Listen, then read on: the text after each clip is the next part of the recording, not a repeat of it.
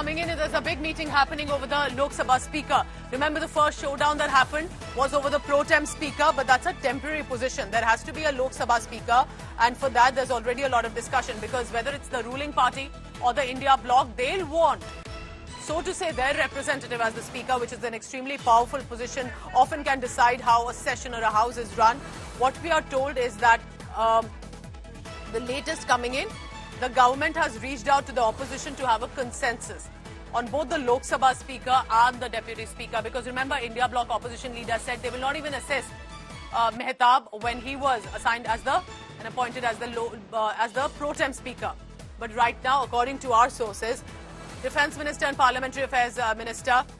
have spoken to Tamil Nadu Chief Minister M.K. Stalin, Congress President Mallikarjun Kharge, Samajwadi Party Chief Akhilesh Yadav and Bengal Chief Minister TMC Supremo Mamata Banerjee to build a consensus, give their names, and have also spoken to prominent leaders of the NDA allies. Very interesting. I immediately bring in Himanshu Mishra for the latest on that. Himanshu, ये तो कह सकते हैं कि काफी बड़ा step है कि कॉन्फ्रंटेशन और शोडाउन नहीं चाहिए, कंसेंसस से, डिस्कशन से बात करते हैं, पर जब आप ऑपोजिशन के पास जाते हैं एज अ रूलिंग पार्टी और उनसे नाम मांगते हैं, इसका क्या मतलब है? किस तरह का कंसेंसस वो चाह रहे हैं to arrive at without any sort of confrontation on this case?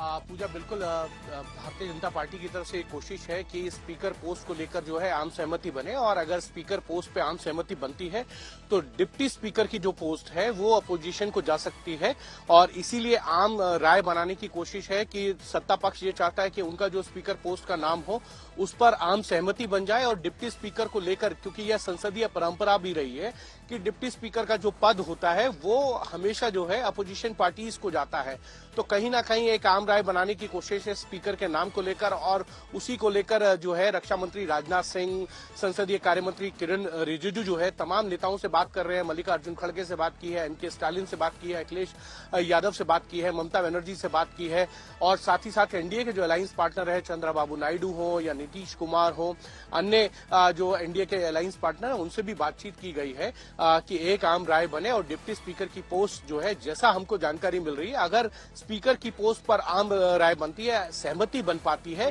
पूरे सभी दलों के अंदर, तो डिप्टी स्पीकर की जो पोस्ट है वो अपोजिशन के पास यानी इंडिया ब्लॉक को दे दी जाएगी कि आप डिसाइड कीजिए आपको किसको बनाना है। ये एक तरीके से कंसेंसस बनाने की कोशिश जो है रक्षा मंत्री राजनाथ सिंह के द्वारा की जा रही है। उनके साथ किरण रिजिजू हैं, संसदीय कार्य मंत्री हैं, ये दोनों ही लोग जो है तमाम पार्टियों के नेताओं से बातचीत कर रहे हैं और उनसे जानना चाहते हैं कि क्या एनडीए का जो भी स्पीकर पद का उम्मीदवार होगा उसके नाम पर जो है आम राय के लिए तैयार है या नहीं है, क्योंकि आज दोपहर 12 बजे तक जो है स्पीकर को लेकर जो है नॉमिनेशन फाइल करना है, तो अंतिम समय है, और इसीलिए आम राय बनाने की कोशिश जो है लगातार कल देर रात से जो है वो चल रही है, और अभी तक ये कोशिशें जो जारी है, मुझे लगता है लगभग 10:15 साढ़े 10 बजे के करीब ये तय हो जाएगा कि अगला स्पीकर कौन होगा। क्या ओम बिरला को एक बार फिर से जो है भारतीय जनता पार्टी चाहेगी कि वो स्पीकर पोस्ट पे आए, क्योंकि अभी तक इस चीज को लेकर भी संशय है, और बहुत से दल ये कह रहे हैं कि ओम बिरला जो है एक बार फिर से स्पीकर बन सकते हैं, लेकिन क्या विपक्षी दल उसके लिए तैयार होंगे? और अगर ऐसी चीज होती है कि एनडीए के नाम पर तैयार होते हैं तो ओम बिरला या कोई अन्य चेहरा कौन होगा, ये अब से कुछ देर में मुझे लगता है साफ हो जाएगा। इसमें जैसा आप कह रहे हैं कि ओम बिरला का नाम आता है, क्या अगर इसको माना जाए हिमांशु की रूलिंग पार्टी का, मान लीजिए उनका जो कैंडिडेट या सजेशन होता है वो लोकसभा स्पीकर बन जाए, तो डेप्यूटी ऑपोजिशन नेता हो, क्या इस तरह से कोई कंसेंसस डेवलप हो सकता है? क्योंकि प्रोटेम स्पीकर के लिए तो सीनियर मोस्ट पे झगड़ा हो रहा था, स्पीकर और डेप्यूटी स्पीकर पे किस तरह की मांग रखी जा सकती है, उसके बारे में बताइए। देखिए डिप्टी स्पीकर बिल्कुल, स्पीकर के ऊपर अगर आम सहमति बनती है सभी दलों में, इंडिया ब्लॉक में और एनडीए के अंदर, तो मुझे लगता है डिप्टी स्पीकर की पोस्ट जो है वो इंडिया ब्लॉक के पास जाएगी। अब इंडिया ब्लॉक को तय करना हो सकता है कि किसको वो डिप्टी स्पीकर चाहते हैं, क्योंकि आप देखेंगे ये संसदीय परंपरा रही है कि डिप्टी स्पीकर का पद जो है वो हमेशा जो है विपक्षी दलों को जाता है। अगर आप देखें वाजपेयी गवर्नमेंट के अंदर तब भी, और यूपीए सरकार के अंदर जो है 2004 से जो है 9 तक जो है चरणजीत सिंह अटवाल अकाली दल के नेता थे, एनडीए के अलायंस पार्टनर थे, उनको गया, और 2014 से जो है, माफ कीजिएगा 9 से जो 14 है वो जो है भारतीय जनता पार्टी के पास वो पद रहा था। करिया मुंडा जो है वो डिप्टी स्पीकर रहे थे, लेकिन 19 से 24 तक जो है डिप्टी स्पीकर की पोस्ट खाली रही और स्पीकर पे ओम बिरला रहे। 14 से 19 जो है सुमित्रा महाजन रही थी स्पीकर, और 14 से 19 के दौरान जो है थम्बी दोरा एआईडीएमके के नेता थे, उनको जो है डिप्टी स्पीकर का पद दिया गया। अगर स्पीकर पद पे आम सहमति बनती है और इंडिया ब्लॉक वहां पर अपना उम्मीदवार नहीं उतारता है स्पीकर पद पर, तो मुझे लगता है कि डिप्टी स्पीकर का पद जो है वो कहीं ना कहीं जो है विपक्षी दलों के पास जा सकता है। यानी इंडिया ब्लॉक तय करे फिर उसके लिए किसको उनको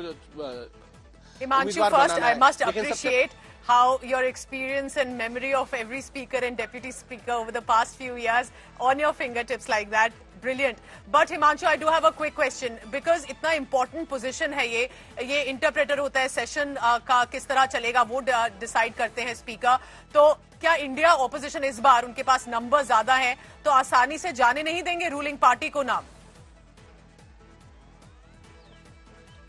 देखिए बिल्कुल, और इसीलिए अगर आप देखेंगे तो आम सहमति बनाने की कोशिश हो रही है पूजा, जो कोशिश 2014 या 19 में नहीं दिखी थी। इस बार स्पीकर की पोस्ट को लेकर आम सहमति बनाने की कोशिश हो रही है, क्योंकि 2014 में भारतीय जनता पार्टी के पास जो है पूर्ण बहुमत था। 282 सांसद जो है भारतीय जनता पार्टी के जीते। 19 के अंदर जो है भारतीय जनता पार्टी के पास 303 सांसद थे, तो ऐसे में स्पीकर की पोस्ट उनके पास ही आएगी, ये बात वो भली बात ही जाते थे। और एनडीए के नंबर अगर मिला दिए जाए तो दोनों ही बार जो है 300 से ऊपर की संख्या थी, तो इसीलिए स्पीकर या डिप्टी स्पीकर के नाम पर इस तरीके की चर्चा नहीं हुई थी। और अगर एआईडीएमके को भी 2014 में दिया गया था तो वो ज्यादातर जो है भारतीय जनता पार्टी के पक्ष की पार्टी थी। एआईडीएमके वो यूपीए का पार्ट नहीं रही कभी, और इसीलिए अपोजिशन में थी। एआईडीएमके के थम्बी दुरई को जो है वो डिप्टी स्पीकर बनाया गया था, लेकिन 19 के अंदर जो है वो डिप्टी स्पीकर का पद पूरे 5 साल खाली रहा। अब क्योंकि इंडिया ब्लॉक के नंबर ज्यादा है, ये कहे संख्या के अनुसार देखें, और भारतीय जनता पार्टी के पास भी पूर्ण बहुमत नहीं है, और एनडीए का जो संख्या गणित है, अंक गणित के हिसाब से देखें तो 292 नंबर उनके पास है। तो ऐसे में वो भी चाहेंगे कि स्पीकर की पोस्ट को लेकर जो है किसी भी तरीके का कंसल्टेशन जो है वो ना हो और आम सहमति बन जाए स्पीकर को लेकर, और डिप्टी स्पीकर जो है वो इंडिया ब्लॉक के पास जाए और इंडिया ब्लॉक तय करे कि डिप्टी स्पीकर कौन होगा। और अगर आम सहमति बनती है तो देखना ही होगा कि ओम बिरला दूसरी बार जो है वो स्पीकर बनते हैं, क्योंकि इससे पहले इतिहास के अंदर एक ही बार ऐसा हुआ है कि एक ही स्पीकर को जो है दूसरी बार स्पीकर बनाया गया है। तो क्या ओम बिरला के लिए ये एक सुखद संदेश होगा अगर आम सहमति बनती है, और अगर नहीं होता तो देखना होगा। More than the name, consultation हो, डिस्कशन हो, कॉन्फ्रंटेशन ना हो, इस बार ये लग रहा है स्ट्रैटेजी ये है सरकार की तरफ से। Appreciate joining us Himanshu.